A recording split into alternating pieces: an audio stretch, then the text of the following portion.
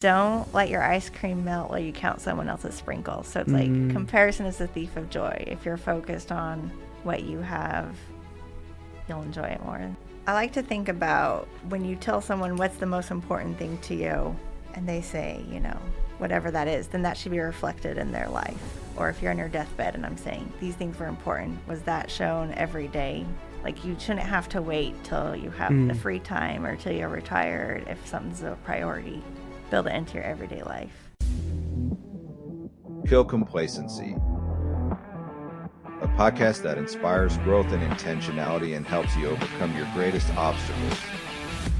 Hey, this is part 2 with Nicole Laughton, local legend in the running world. She loves long distance. She's got a big one coming, and we just kind of talked about running here and some of her life goals and other little pieces of advice she had. So hope you guys will feel inspired, and maybe you guys can go out there and run a mile.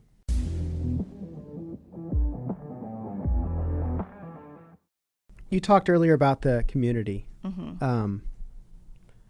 Is there a difference between the short distance, the half marathon, full marathon community versus trail running community? You always hear that the trail is a lot more like outgoing, friendly. I mean, I've had that great experience with roads too in shorter races, but the events I feel like are different vibe. It's just more chill. Way more, huh? Yes.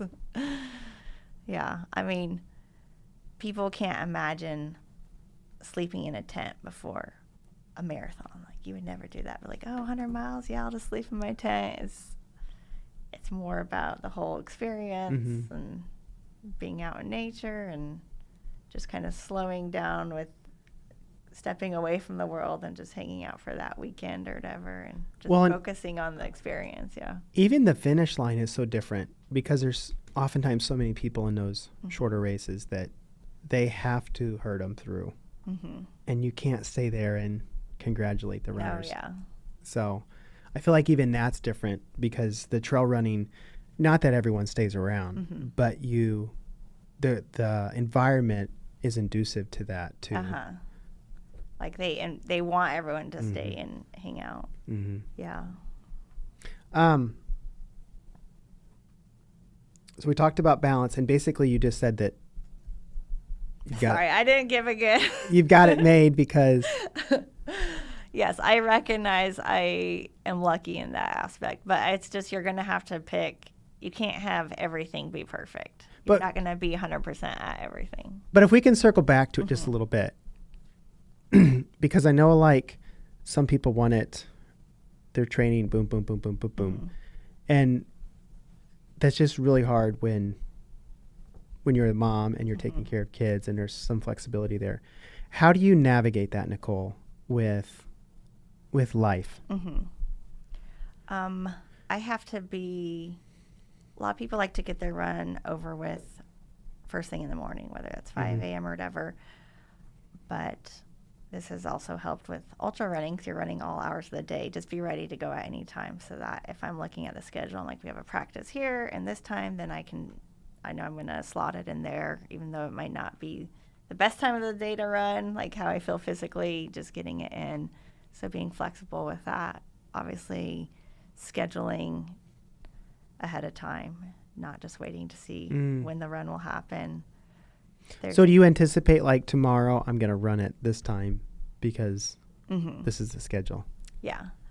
I'll like pretty much have my week ahead. You do that every week? Yeah. You plan it, lay it out. Yeah. And then it's great if you have a spouse that enjoys running too. So like even if they're not doing the exact same, we can do different runs and then meet up for our warm up and just kind of take that time to catch up. Is Jason still running? Right now he has a back injury from work, so he's not running. But like we would go to Red Coyote Pack Pint Run up here at the store, and that was just like a fun time for all of us kids would bike or run, and we would, catch up, and it's fun. So just like little runs together really help. So that's kind of my story. Our family always did this thing called Rescue Me Race in Guthrie.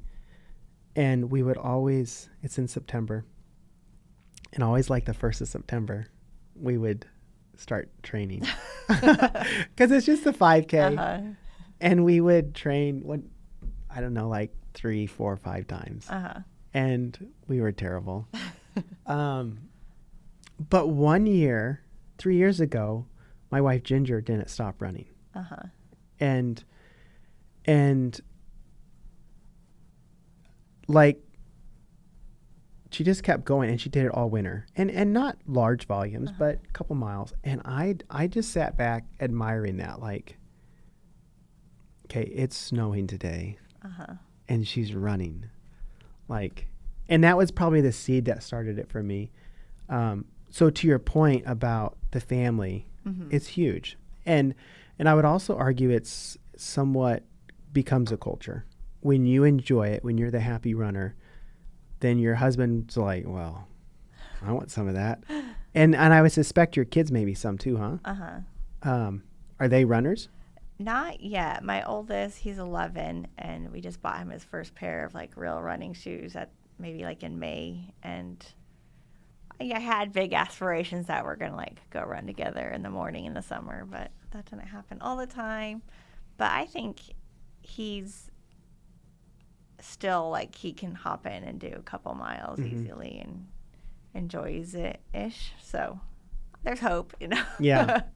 No, I don't expect them to do what I do, but I think him watching it, and he's, you know, my first hundreds, he loved to go back to school like, my mom ran 100 miles, and he took my belt buckle.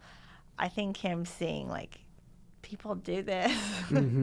I mean, he's looking at me doing ultras, and his dad was a collegiate gymnastics athlete. It's like, we don't expect you to do like that high of a bar, but I think it does show him that if you can work hard and yeah.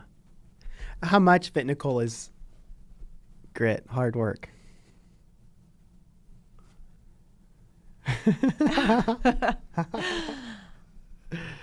It's funny because I hate to use that because I don't feel like I'm a gritty person, except when it comes to running. It's more just like I'm stubborn. Because in other aspects of my life, I'm like, why does that not translate over, you know? But for ultras especially, I think it's almost everything. You know, there's definitely, but 80% mental. Which is grit. Yeah. Which is, I want to walk, but I can run. So I'm going to keep. Yeah. Yeah. I do think, though, at that elite level, there is just some natural blessedness. Yes. Courtney is different. You know, there's so many people who are like, what? What are these genes? Well, and she talks about just embracing the pain cave so much.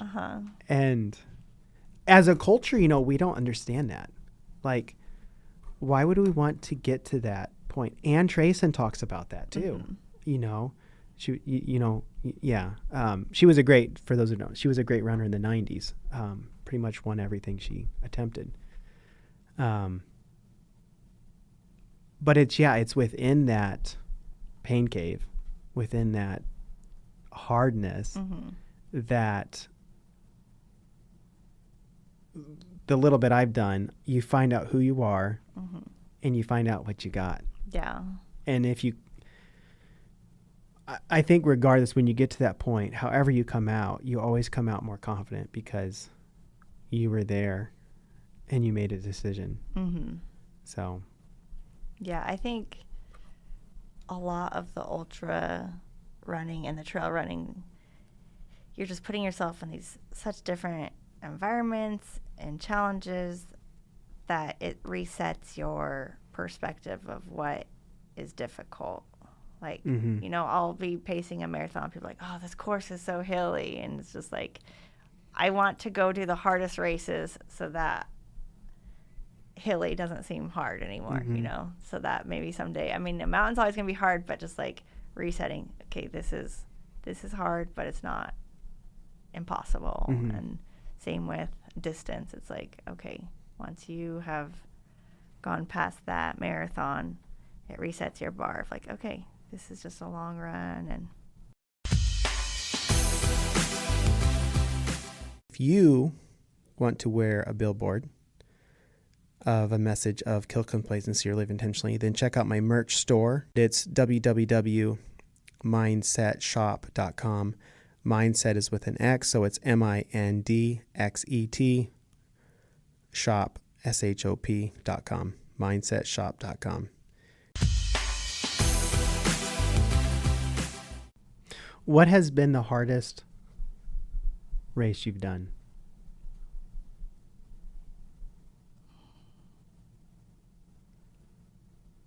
it's funny because I get very rose-colored glasses looking backwards. So they're like, oh, they weren't hard. But then my husband reminds me, like, you were sitting down and crying.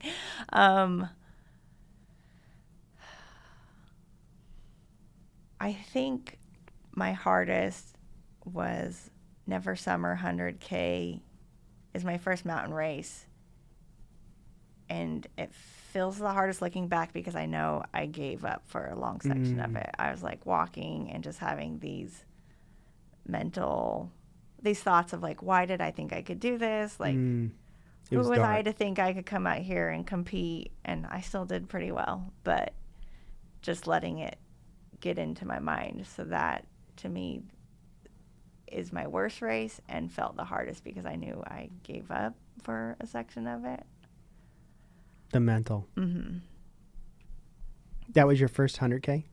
No, that was my first mountain race. Oh, okay. Mm-hmm. So what did you do with that? I mean, at some point you decided to start moving again? Start moving, and then... Did someone talk you into that, or was it just a switch?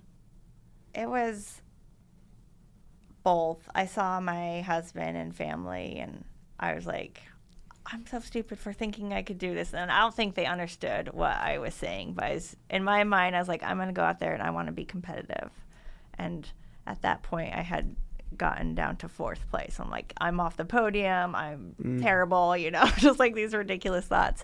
So it's like almost this embarrassment, even though no one was looking at me and thinking, yeah, they don't care. No one cares. It's like all in your head. So for me is me saying like, I don't know why I thought I could do this. I feel dumb for even coming out here. And my husband's like, you're doing really good. Like, just keep going. Just get moving. And then what really helped me find another gear was at the end, a girl was coming up behind me. Or no, I passed her, I don't know, something, and I had to like sprint into the finish. So it was like realizing I was about to lose another spot, it kicked me into gear. I was like, no, I didn't run all day. My husband's like, you did not run all day in 4th place just to get 5th place. I was like, yes. So you got 4th. Yeah. That's good.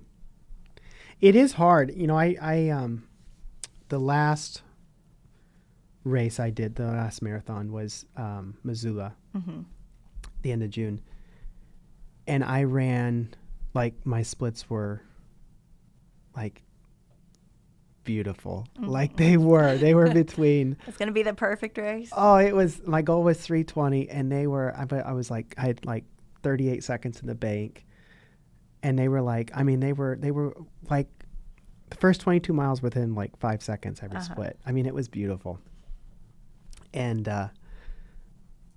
but I just overworked, and my heart was overworked. And mile 22 through 26 was rough. I was running with my brother, who's very athletic. And, I was still moving, but my pace dropped to like 8:30s. And at one point I said to him, I'm so tired. I said, I just want to lay down and sleep. and I don't remember saying this. Like, he told me later. He's like, he said, I've never seen somebody so done. But it is. I mean, you just get so tired and so exhausted, and your head's telling you to quit. Yes. And everything hurts, and you just keep going. Yeah. So yeah, I missed out on my goal, but it was still a good race. Yeah. What's your future? Just keep doing what you can? Yes. What's the On Strava, I think my Yes. thing says, I just want to move through this world. Maybe I just want to move through this world while I can, or on my feet while I can.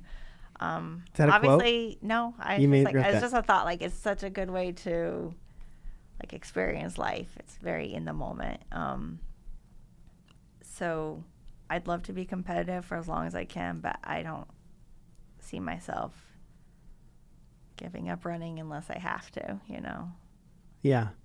What would it take have to? Is that a health? Like physically, like if the doctor's like, you cannot run anymore, I'm like, okay, well, I guess I'm on a bike or yeah. Do you have any injuries? Are you injury prone? I mean, after every race, you kind of have to take some time off and see what's actually everything hurts. So it's like, okay, the first week doesn't count. The second week, what actually hurts. So, you know, take a few weeks off, and there's usually a little niggle. But I've been lucky in the past few years to really avoid anything big. I think I had a stress fracture in like 2016 after I had my daughter, but I think the biggest thing is nutrition. Like, I'm bigger now than I was before. Strength training. I really like the motto. It's the Roaches. They have a podcast, and they're coaches, but they say if something hurts, just like eat more. And I think it's really good, because I think a lot of women especially are afraid to eat Protein. Yes, or anything. You need carbs. You need everything. Just like throw some more fuel at it within reason. But yeah, I think that's a lot of. Well, if you're running athletes 50 miles yeah. a week, you can. Maybe not quite, but you can pretty much eat anything you want because you're burning calories like none other. My wife's really big right now on. She's doing a lot of reading on strength and bone density and all that playing into a woman's health, especially as they age. And so many ladies get complacent at that point and veg out, and I mean it just ripples effect. So yeah, I think you're right. And I, to her point, women need more protein than they think they need because that's what builds that muscle. So you're right. Like just eat. Yeah.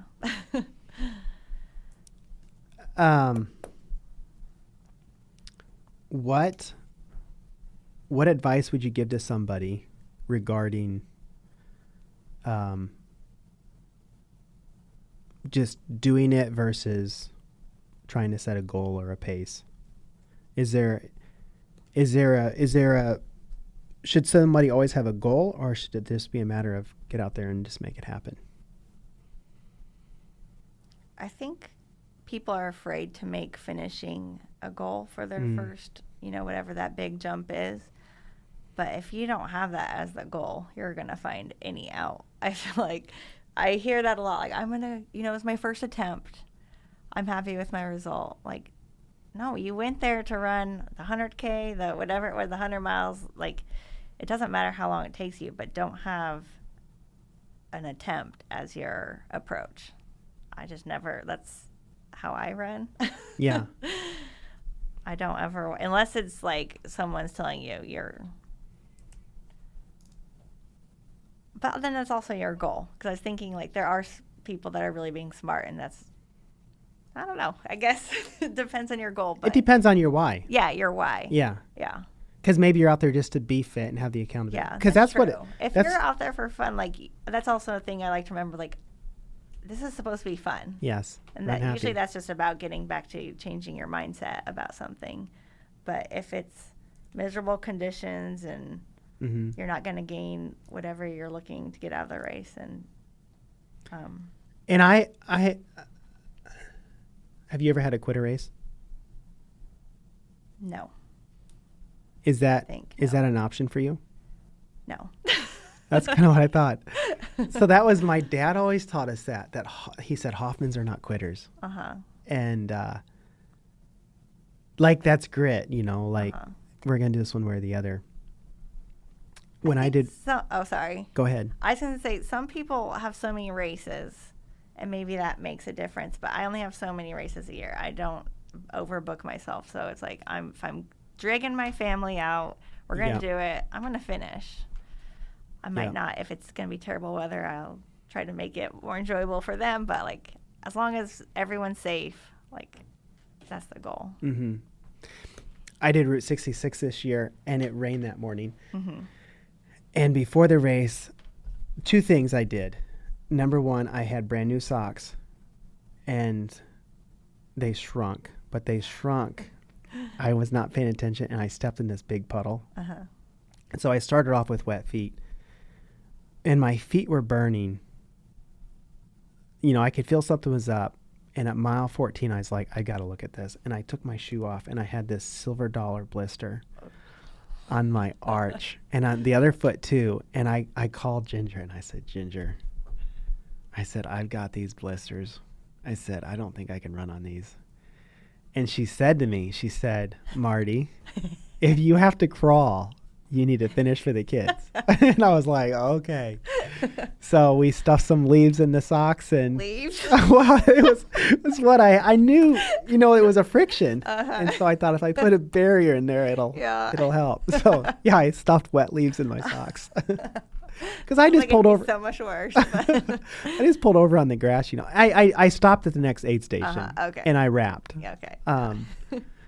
But it was that grit, that like my head was defeated by this blister, and knowing it was going to hurt, and she wasn't going to let me. And then you're going to look back and be like, that is a point of evidence of when it was hard. And I keep going. So it's like, do this for the future. It's a pillar. Yeah. It's a pillar. Yep. Nicole, what's your favorite book? You listen to a lot while you run, I'm sure. Yeah. Do you listen to music too, or just books? Both. Yeah. Favorite books of all time. I love The Geography of Bliss. That's a nonfiction.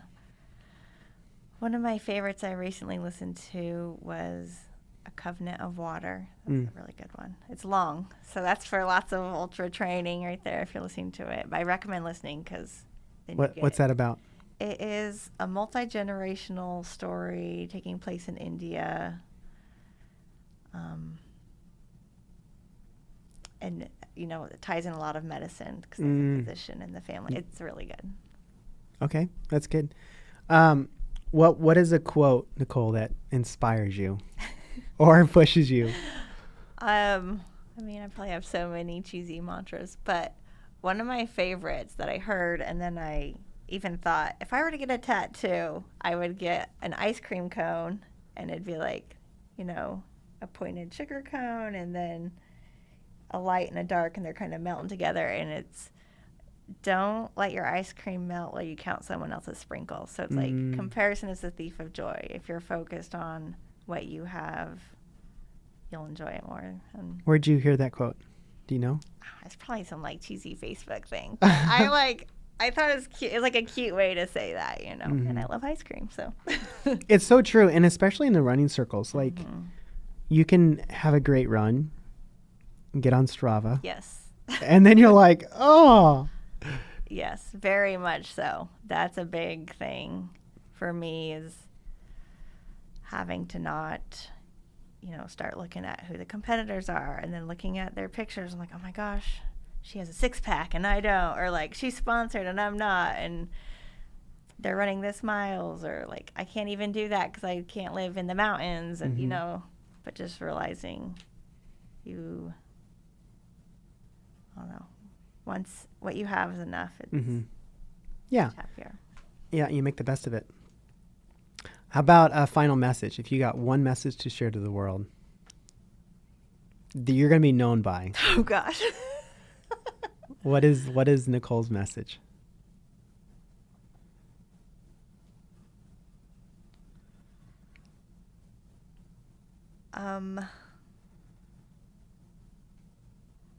I like to think about when you tell someone what's the most important thing to you, and they say, you know, whatever that is, then that should be reflected in their life. Or if you're on your deathbed and I'm saying these things were important, was that shown every day? Like, you shouldn't have to wait till you have the free time or till you're retired if something's a priority. build it into your everyday life. So just say it now.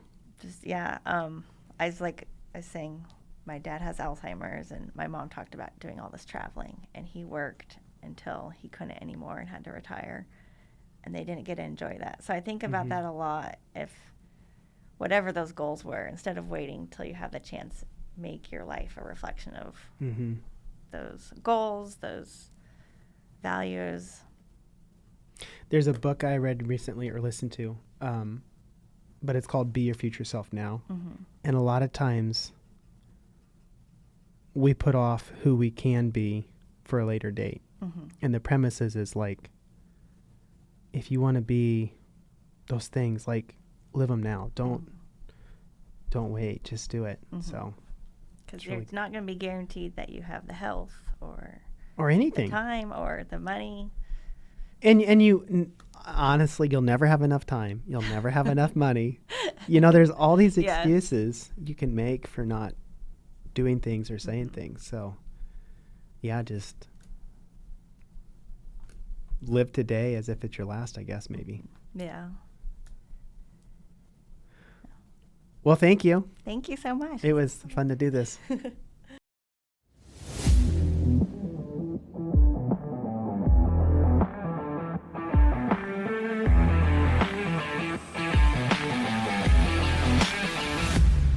Just wanted to thank you guys for listening to the end. In closing, I just wanted to add that if this message resonates with you, if it aligns with your values, and something in it today triggered something, then you can also look me up on Facebook, LinkedIn, Instagram, YouTube. We are really trying to help people live more intentional lives, to kill the complacency with which they have subscribed to. I know there's many ways which I get sucked in all the time. So if this is beneficial, follow me there.